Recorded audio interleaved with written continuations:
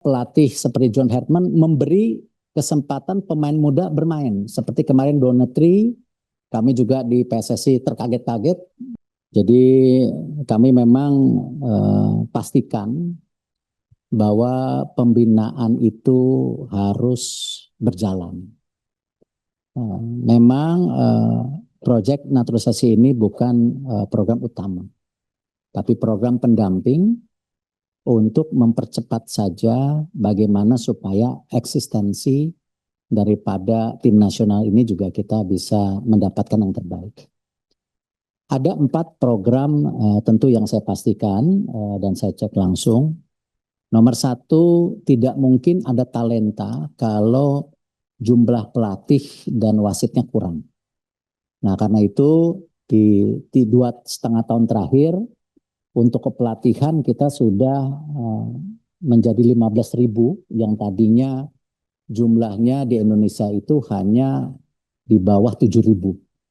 Bahkan Ibu Vivin ini sekarang sedang menjabat PLT provinsi, PSSI provinsi, baru saja menggulirkan sertifikasi untuk 2.500 pelatih di Jawa Barat.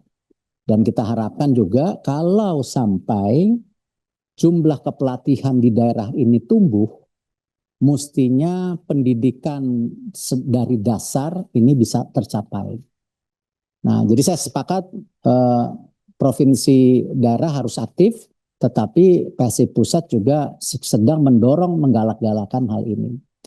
Nah, sebagai Kemenpora, kemarin juga saya sampaikan ke Bapak Ibu, kami di Kemenpora juga mendorong banyaknya program sertifikasi yang telah saya sampaikan di rapat sebelumnya untuk mendorong pendidikan olahraga di SD, SMP, SMA, tetapi bukan kami, tetapi para cabang olahraganya, bulu tangkis, PSSI, voli, kami hanya mendorong program dan verifikasinya, karena kami tidak punya keahlian. Dan sertifikasi ini kita harap dengan kerjasama Kemenpora dengan Menteri Pendidikan Dasar, Menengah, dan Pendidikan Tinggi, bisa mulai dipercepat dari guru-guru olahraga yang ada di daerah-daerah. Nah, ini program nomor 1 yang harus memang kita jalankan termasuk perwasitan.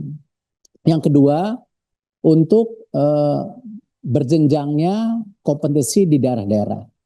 Seperti sepak bola putri ini pertama kali, sepak bola putri itu sudah berjalan 3 tahun terakhir, ini Bu Vivin juga yang menangani tim nasional putri, sudah punya database hampir 50.000, padahal kami baru bergulir di 16 provinsi. Kembali memang tadi kesulitannya putri ini digulirkan ke 38 provinsi cita-citanya, tapi yang baru aktif 16 ini mendapatkan 50.000 talenta. Karena itu sekarang kita sudah mulai ada tim nasional U17, U20 dan senior putri yang selama ini tidak ada. Nah, dan kita dorong makanya nanti Oktober ini ada Liga Putri. Hanya 6 klub dulu. Nah, sama yang pria itu memang kita dorong dari bawah juga, seperti juga perlindungan yang nanti kita keluarkan aturan di PSSI, perlindungan daripada rekrutmen pemain SSB dibajak oleh klub-klub besar. Karena kalau tidak nanti sekolah-sekolah sepak bola ini tidak mendapatkan insentif untuk membina pemain karena semua pemainnya diambil oleh klub-klub besar. Nah, ini yang kita buat aturan, artinya grassroots kita ulakan. Nah, liga memang cukup kompleks. Tetapi alhamdulillah di Liga 2 aturannya itu jelas 3 asing saja, dan pemain di usia 21 itu harus masih ada main 90 menit kalau tidak salah, kumulatif. Dan pelatihnya harus orang Indonesia.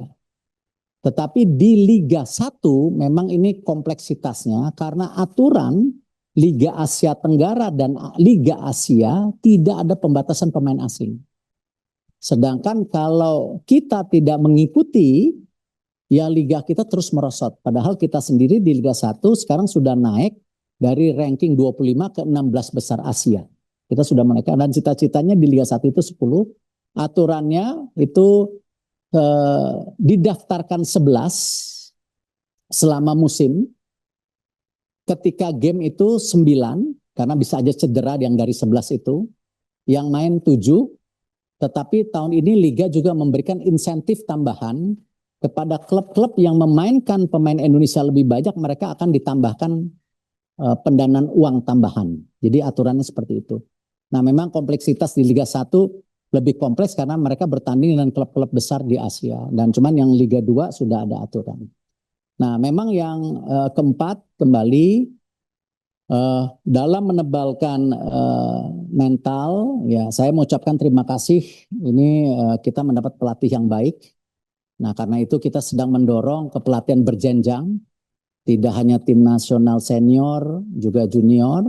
Dan kita juga kemarin saya senang kalau ketika pelatih seperti John Herman memberi kesempatan pemain muda bermain. Seperti kemarin Donetri, kami juga di PSSI terkaget-kaget, itu saya positif, tentu bukan terkaget negatif.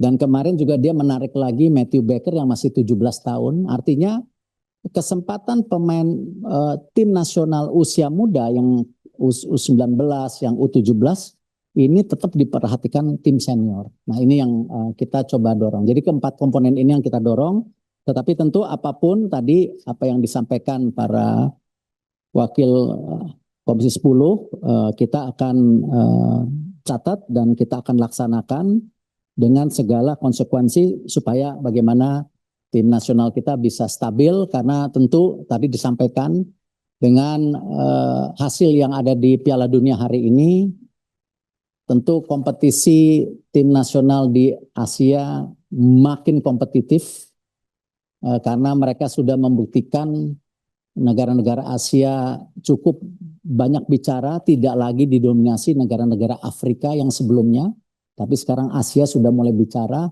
Artinya kita yang punya di Asia pun Indonesia pasti akan banyak tekanan, banyak saingan kalau kita tidak mempunyai pelatnas jangka panjang dan juga pembinaan yang dari bawah. Terima kasih. Wassalamualaikum warahmatullahi wabarakatuh.